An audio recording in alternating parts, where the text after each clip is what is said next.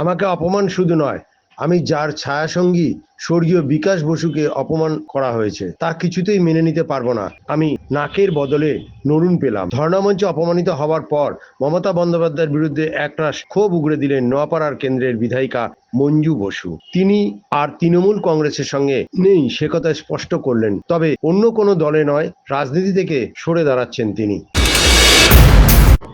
যে কারণে রাজনীতিতে প্রবেশ হয়েছিল সেটা অত্যন্ত দুর্ভাগ্যজনক। 2000 সালের 1 এপ্রিল তৃণমূলের নোয়াপাড়ায় যে জন্মদাতা তৃণমূল কংগ্রেসের, তাকে শহীদ হতে হয়েছিল। কে খুন করলো প্রকাশ্য দিবালোকে, কে করলো, কারা করলো, সবই ভাষার কথা। আজও পর্যন্ত সেটা প্রমাণ হয়নি।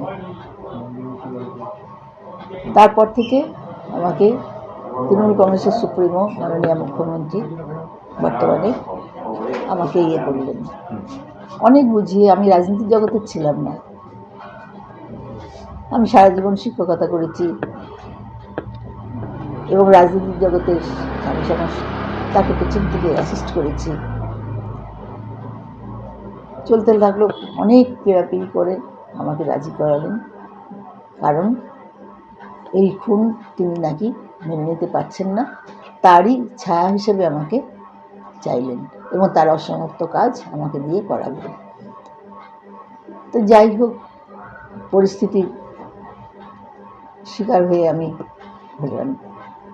দীর্ঘদিন ধরে চলছে, 25টা বছর রাজনীতি করছি এবং তৃণমূল কংগ্রেসই করছি। আমি কোনো অসুবিধাবাদী মানুষ নই। তার যদি সুবিধা, অনেক অফার এসেছিল 18 সালে, 2018-তে বিজেপির থেকে। আমি সেদিনও দলবদল করিনি, আজও পর্যন্ত, এখনও পর্যন্ত চেষ্টা চালিয়ে যাচ্ছে বিজেপি থেকে। আমি এখনও সম্মতি দিইনি। আমি রাজনীতিতেই আর করব না, কারণ যেভাবে আমাকে যিনি নিয়ে গেলেন সেই হাত ধরেই তিনি আবার আমাকে পাঠিয়ে দিলেন। অর্থাৎ রাজনীতিতে আর আমার প্রয়োজন ফুরিয়ে গেছে, শেষ। মঞ্চে কি হয়েছিল? মঞ্চে অপমান করেছিলেন, আমি প্রণাম করতে গেছিলাম।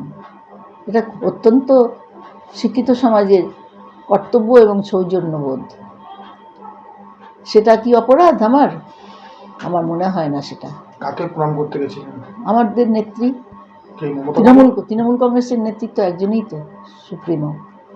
প্রণাম তো গ্রহণ করেননি, উল্টে আপনাকে? হ্যাঁ, উল্টে সেগুলো, সেই দৃশ্য তো সবাই দেখেছে, সারা ভারতবর্ষ দেখেছে। ভারতবর্ষের বাইরেও যারা আত্মীয় স্বজন আছে তারাও ফোন করে বলছে। আজকাল তো মুহূর্তের মধ্যে সারা বিশ্ব হাতের মুঠোয় চলে আসে।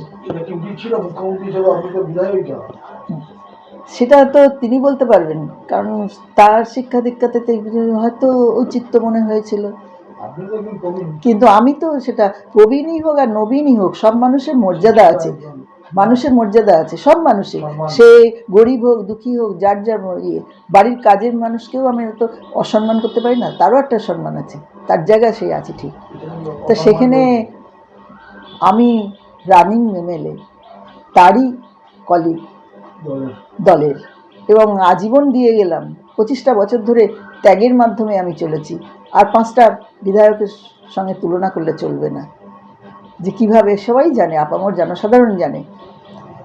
এবং অত্যন্ত দুঃখের সঙ্গে, কষ্টের সঙ্গে চেপে রেখে পরিবার পরিজনকে ত্যাগ করেছে, সেই ত্যাগ স্বীকার করে নিয়ে আমি দলটা নিষ্ঠাভাবে করেছি। বুকে একরাশ দুঃখ, এখনো মমতা বন্দ্যোপাধ্যায়ের ছবি আপনার মাথার ওপর। হ্যাঁ, আমি তো সেই ঘৃণা বা সেই রকম রাগে হলে তো আমি সঙ্গে সঙ্গেই তো সব সরিয়ে ফেলতো।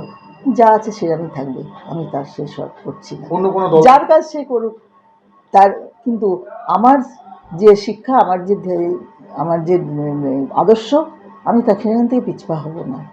অন্য কোনো দল থেকে আপনার কাছে অফার এসেছিল? অফার এসেছে, স্টিল নাও আসছে, কিন্তু আমি, এর আগেও হয়েছে, অনেক এসেছে, অনেক কিছু হয়েছে, তখন অনেক সমস্ত তৃণমূলের আমাদের হায়ার নেতৃত্বরা এসে আমাকে বোঝাবার চেষ্টা, আমি বোঝাতে লাগিনি। আমি নিজেই, আমার কোনো রকমের লোভ নেই, আমি লোভের বশবর্তী হয়ে তাহলে কিন্তু সেদিনই আমি অনেক উচ্চস্থান পেয়ে যেতাম। সেটা দুহাতে ঠেলে সরিয়ে দিয়েছি, এবং এখনও পর্যন্ত আমি ওই দলবদলের খেলায় আমি খেলি না। কিন্তু তারা খেলতে পারে, যাদের স্বার্থ আছে তারা করবে। আমার কোনো দল থেকে পাওয়ার নেই, বরং দেয়ার আছে, সারা জীবন দিয়ে গেলাম। এবং আজকে বিকাশ বসুর রক্ততেই আজকে নোয়াপাড়া এই জায়গায়। প্রচারে নামবেন? আমি প্রচারে কি করে নামবো? আমি উচ্চ দলটাই নেতৃত্বকে জানিয়েছিলেন? হ্যাঁ, উচ্চ নেতৃত্ব জানিয়েছেন, ইয়ে করেছিলেন আমাকে। তারা যথেষ্ট রিকোয়েস্ট করেছেন, ভুল স্বীকারও করেছেন। কিন্তু আমি ডিসিশন যখন নিয়েছি একবার, তখন আমার কাছে আমাকে অপমান করা মানে আমার নোয়াপাড়াবাসীর সকলকেই অপমান করা, এবং সর্বোপরি আমি যার ছায়া সেই বিকাশ বসুকে অপমান করা হয়েছে। আর দলীয় সেই অপমান আমি কিছুতেই মেনে নিতে পারবো না। আমার কাছে স্বামীর ওপরে আর কিছু নয়। আমাকে যে দেয়া হয়েছে, আমি যে আজকে এমএলএ হয়েছি, সেটা আমি মনে করি নাকের বদলে নরুন পেয়েছি। এটা বিরাট কিছু নয়, কম্পেনসেট গ্রাউন্ডে আমার করা হয়েছে। এখন হয়তো নিশ্চয়ই কোনো আরও বেশি অন্য আড়ালে কোনো স্বার্থ আছে। কি স্বার্থ? কী স্বার্থ সেটা যার আছে সেই বুঝবে, আমি জানি না। সেটা কোনো একটা কারণ আছে, কোনো কারণ হয় না, বলা যায় না। অনুমান অনেক কিছুই হতে পারে, অনুমানের কোনো ভ্যালু নেই। এরকম হ্যাঁ, তবে আমার মনে হয় আমি যে নিষ্ঠাভাবে দলটা করেছি এবং সিনসিয়ারলি এবং অত্যন্ত দায়িত্ব নিয়ে দলের প্রতিটি পদক্ষেপ, প্রতিটি কর্মসূচি পালন করেছি। সে বিধানসভার কাজ হোক, সে পার্টির কাজ হোক, বা সেই জনসেবা হোক, এবং জনগণের সোশ্যাল প্রোগ্রাম হোক, সব কিছুতেই আমি সক্রিয়ভাবে এবং নিষ্ঠার সঙ্গে আমি করেছি। কি সিদ্ধান্ত নিলেন তারা শেষ পর্যন্ত? সিদ্ধান্ত এটাই নিলাম যে আমি আর রাজনীতির জগতে থাকবো না। দীর্ঘদিনের রাজনীতিবিদ, তিনি দল ছাড়লেন কেন? দেখুন, কেন এটা তো ওপেন সিক্রেট।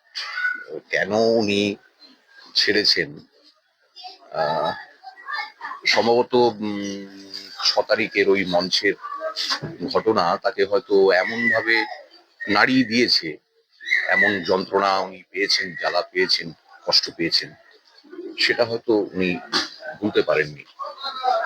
কারণ যেহেতু কিছু ইডিওলজি আছে, উনি সবার আগে ওনার যে পেশা, উনি তো প্রাক্তন শিক্ষিকা। আমরা শিক্ষককে বলি মানুষ গড়ার কারিগর। তার অসংখ্য ছাত্রছাত্রী শুধু ধরুন নোয়াপাড়া নয়, শুধু নোয়াপাড়া নয়, সারা পশ্চিমবাংলা, সারা ভারতবর্ষে ছড়িয়ে আছে। বিভিন্ন জায়গা থেকে তারা দেখেছে তাদের প্রিয় দিদিমণির এই অপমান, তাদের কাছে অত্যন্ত ছোট হয়ে গেছে। এটা আমি ঠিক আপনাকে এর থেকে ভালোভাবে বলতে পারবো না। এবং ওভারঅল আমাদের প্রিয় নেতা স্বর্গীয় বিকাশ দার যে ডেডিকেশন, 1998 সালে দল তৈরি হবার পর থেকে ব্যারাকপুর সাব ডিভিশনকে কেউ যদি নার্স করে, কেউ যদি তৈরি করে, কেউ যদি তৃণমূল কংগ্রেসের সংগঠনের ইমারতটা তৈরি করে, তার নাম বিকাশ বসু। এবং সেই ইমারতি দ্রব্য কিন্তু তার রক্ত দিয়েই মাখা হয়েছে। সুতরাং এটা তার তো একান্ত একটা আবেগের জায়গা। তো সেক্ষেত্রে উনি যেটা করেছেন, ওনার বিবেক বুদ্ধি দিয়েই করেছেন বলে আমি মনে করি। শিক্ষিকা ছিলেন, একটা শিক্ষার প্রতি একটা খারাপ ব্যবহার, একটা বার্তা গেল। হ্যাঁ, দলের প্রতি আপনি কি বলবেন? আপনারাও তো তৃণমূলটাকে করতেন ওই অঞ্চলে দীর্ঘদিন ওনার সাথে। দেখুন, আমরা যারা জাতীয়তাবাদী দল করি না, আমরা দলকে যেরকম ভালোবাসি, এটা ক্যারেক্টার। এই দলের সাথে সাথে আমরা এমন একজন মানুষকে বেছে নিই যে এন্ড অফ দ্য ডে আমাদের বলার একটা জায়গা, আমাদের অভাব অভিযোগ, আত্মতুষ্টি, আত্ম অসন্তুষ্টি, সবকিছুর জায়গা জানানোর জায়গা একটা থাকে। তো উনি এরকমই একজন মানুষ যে হয়তো ধরুন একসাথে কাজ করতে গেলে অনেক সময় মনোমালিন্য হয়, রাগারাগি হয়, কিন্তু এন্ড অফ দ্য ডে রাত্রিবেলা উনি কিন্তু ঠিক ফোন করে ডেকে নিতেন যে যদি কোনো বোঝাপড়ায় ভুল হয়, কালকে প্লিজ এসো, সামনাসামনি কথা বলবো। তো this is our MLA Manju Basu.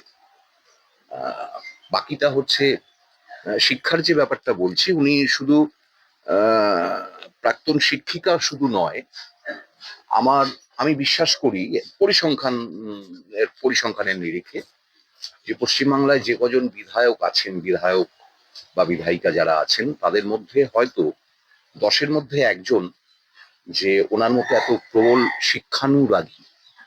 কারণ আমি একটা স্কুলের সাথে জড়িত আছি, উনি আমাকে এই সাম্মানিক পদটা দিয়েছেন এবং ঘটনাচক্রে ওই স্কুলেরই উনি প্রাক্তনী। ওনাকে শুধু আমি বলেছি, ম্যাডাম এই কাজটা হলে ভালো হয়। উনি সব সময় মানে উপরহস্ত, কিভাবে স্কুলের ডেভেলপমেন্ট হবে, কিভাবে নিয়মিত ভাবে, কোনো কাজ নেই উনি স্কুলে চলে গেছেন, বাচ্চাদের সাথে মেলামেশা করেছেন ঠিক বন্ধুর মতো। তো সেই ছাত্রছাত্রীরা যখন দূরদর্শনের পর্দায় দেখছে, সোশ্যাল মিডিয়ায় দেখছে, আপনি ব্যক্তিগত আঙ্গিক দিয়ে ভাবুন না এটা কতটা অসম্মানজনক, কতটা লজ্জাজনক। দেখুন, দল এন্ড অফ দ্য ডে আমরা তো দল ছাড়তে পারবো না, এটা উনি করেছেন, উনি অপমান যেটা হয়েছে। তবে দলের সংগঠনের পক্ষে যে চিন্তাধারা, সেই চিন্তাধারা, সঠিক চিন্তাধারা, যে আমাদের মানসিকতা, সেই জায়গায় কোনো একটা জায়গায় যেন একটু নড়বড়ে হয়ে গেল। যে আমরা দেখুন, আমরা তো মূলত উনি যেটা, আপনি একটা সিঙ্গেল স্ক্যাম, কোন রকম দুর্নীতিতে আপনি ওনাকে পাবেন। এবং আমরা মন থেকে মগজ দিয়ে দলটা করি, আমরা অর্থের জন্য না, দুটো পয়সার জন্য না। মমতা ব্যানার্জির নীতি আদর্শে বিশ্বস্ত আশ্বস্ত হয়ে আমরা দল শুরু করেছি। স্বাভাবিকভাবেই আমাদের তো একটা মানসিক একটা দোলাচল তো আমাদের নিশ্চয়ই থাকবে। তবে সার্বিকভাবে চাই দল ভুল শুধরে নিক। আমরা সার্বিকভাবে চাই দল আবার আগের পথেই চলুক। কারণ দলীয় লোক তো, দলের বাইরে তো আমরা নই। আমরা চাই দিদি মানে মুখ্যমন্ত্রী এই বিষয়টা সহানুভূতির সাথে চিন্তা ভাবনা করবেন। কারণ নোয়াপাড়ার যে আম জনতা, বিশেষ করে সুশীল সমাজ, তাদের কাছে আমাদের ম্যাডামের যে গ্রহণযোগ্যতা, এই গ্রহণযোগ্যতা আবার নতুন করে ফিরে আসুক। আমরা একজন কর্মী হিসাবে আমি অন্তত ব্যক্তিগতভাবে অন্তরের অন্তঃস্থল থেকে এটাই চাই। আমার নাম অমিত ঘোষ।